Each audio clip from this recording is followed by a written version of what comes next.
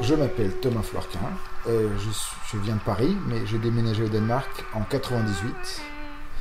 Et donc, où j'ai commencé à organiser le festival Distorsion, qui est un festival de nouvelles cultures pour Copenhague et de culture urbaine et de nightclubbing.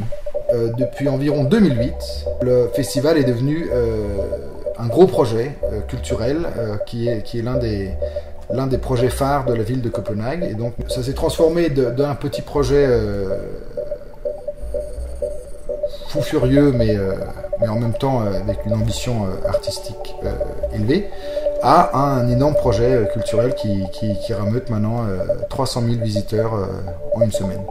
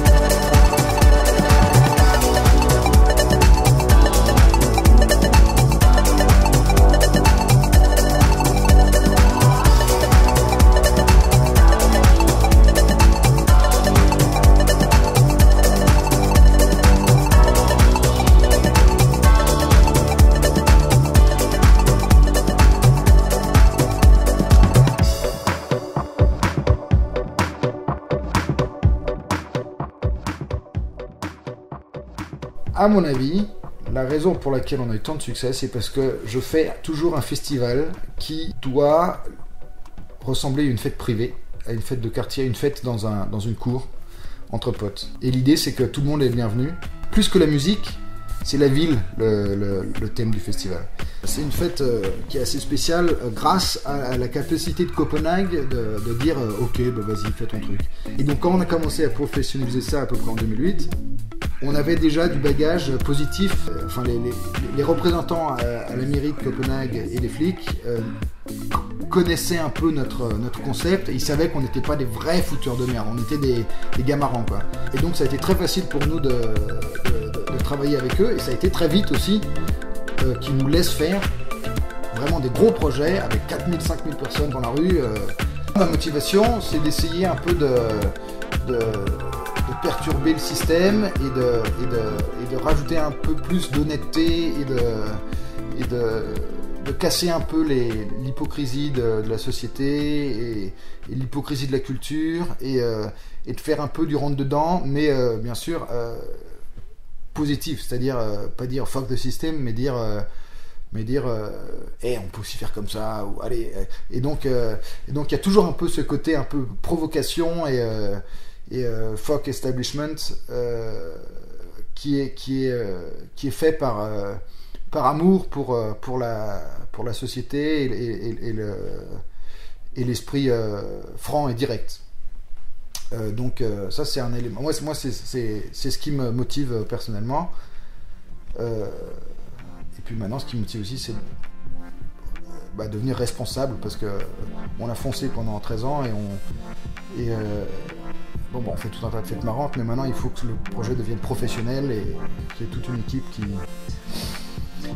ait son boulot et donc ça c'est une fierté aussi pour moi. C'est une motivation aussi, même si c'est pas une motivation directe, c'est maintenant important de stabiliser le projet. On est vraiment au centre du débat culturel et de ce qui se fait au niveau événementiel. Et donc on a toujours été, moi j'ai toujours personnellement été très intéressé par expérimenter par des nouveaux formats, des nouvelles manières de faire la fête, utiliser 5 endroits en même temps dans toute une rue et tout ça.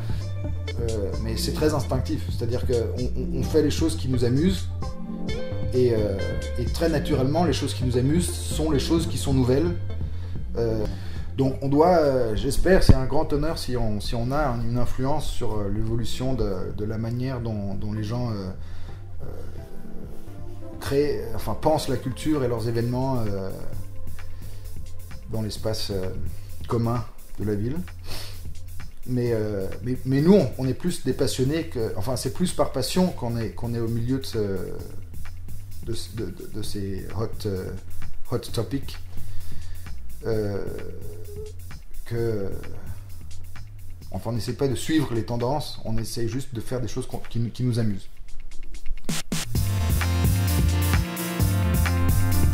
Non, ce qui m'a le plus aidé, enfin ce que moi je trouve ce que j'ai apporté de la France qui m'aide beaucoup, c'est le côté grande gueule et le côté sympathique, populaire, anti-snob. Pourtant les Français sont d'une manière les pires snobs, mais il y a aussi ce côté arrête de faire chier, enfin le côté sympa, et ça j'ai formé en fait ma personnalité d'après cette image un peu, je crois.